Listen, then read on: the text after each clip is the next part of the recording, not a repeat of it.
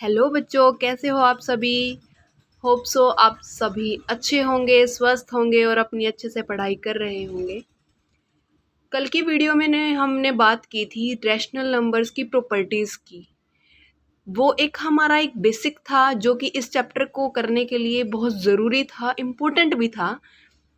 आज हम क्लास 8 की एक्सरसाइज 1.1 रैशनल नंबर एक्सरसाइज 1.1 करने जा रहे हैं। उसके लिए आपको प्रॉपर्टीज़ का पता होना बहुत ज़्यादा ज़रूरी है। अगर आपने वो प्रॉपर्टीज़ नहीं देखी हैं तो आप प्लीज़ मेरे चैनल पर जाकर वो वीडियोस ज़रूर देखें। आज हम स्टार्ट करने जा रहे हैं एक्सरसाइज 1.1 का क्वेश्चन नंबर 1। चलिए स्टार्ट करते हैं। Name the properties under multiplication used in each of the following case. ये हमें कुछ क्वेश्चंस दिए हुए हैं और इन सभी में हमें ये बताना है कि कौन सी प्रॉपर्टीज यूज हुई हैं। और वो सभी प्रॉपर्टीज का पता आपको तभी चलेगा जब आप मेरे चैनल पर जाकर वो सारी वीडियोस को देखेंगे। एक वीडियो है, ज़्यादा बड़ी नहीं है, आप उसको देखिए, अच्छे से समझिए और फिर इस वीडियो को देखिए। 100% श्योरिटी मैं आपको देती हूँ कि ये वाली वीडियो आपको ज़रूर से ज़रूर समझ आएगी। चलिए स्टार्ट करते हैं।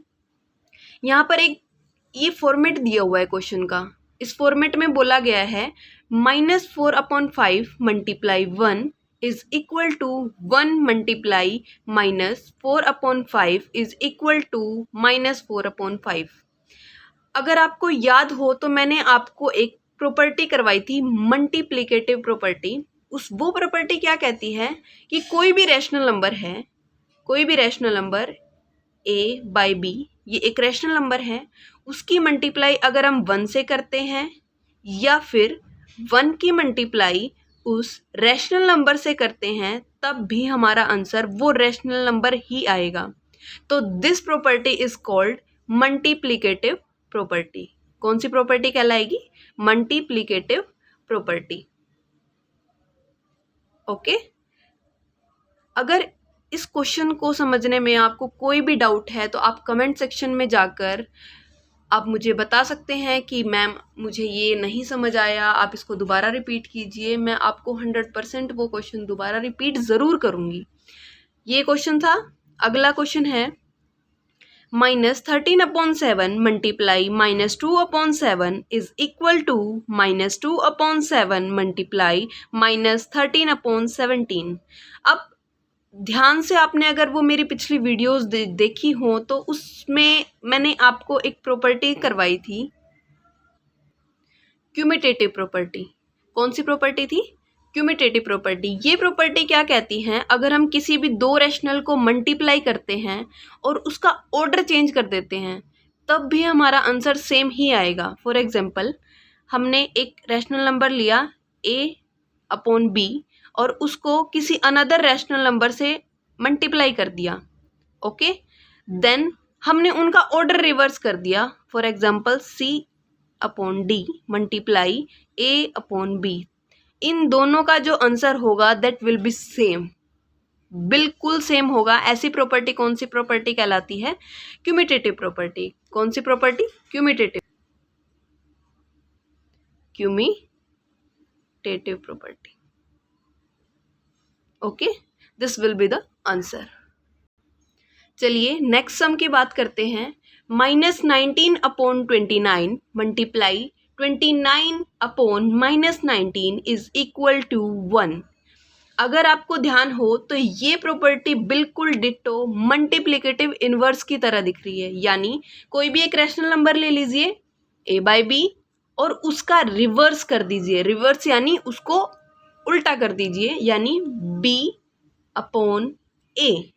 अब b से b कैंसिल, a से a कैंसिल, देन हमारा आंसर क्या आएगा? 1। ऐसी प्रॉपर्टी को हम कहते हैं multiplicative inverse. Multiplicative inverse.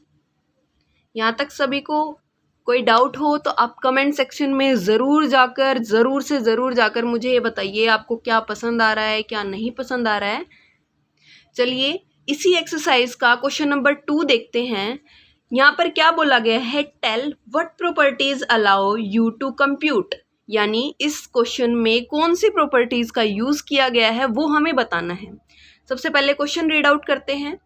1/3 multiply 6 अब मल्टीप्लाई 4/3 उसको ब्रैकेट कर दिया है एज 1/3 मल्टीप्लाई 6 उसको ब्रैकेट में कर दिया है मल्टीप्लाई 4/3। अब आप ध्यान से देखेंगे ये ए बी और सी ये तीनों और ये बिल्कुल सेम है, लेकिन एक माइनर सा डिफरेंस है। पहले इन्होंने क्या किया है, पीछे 2 वाले डिजिट को ब्रैकेट में रख लिया है और इस वाले में आगे वालों को ब्रैकेट में रख लिया है। कल मैंने आपको एक प्रॉपर्टी करवाई थी एसोसिएटिव प्रॉपर्टी। एसोसिएटिव मतलब साथ या फिर साथी, अपने साथ जो साथ लेके चलता है, ठीक है ना।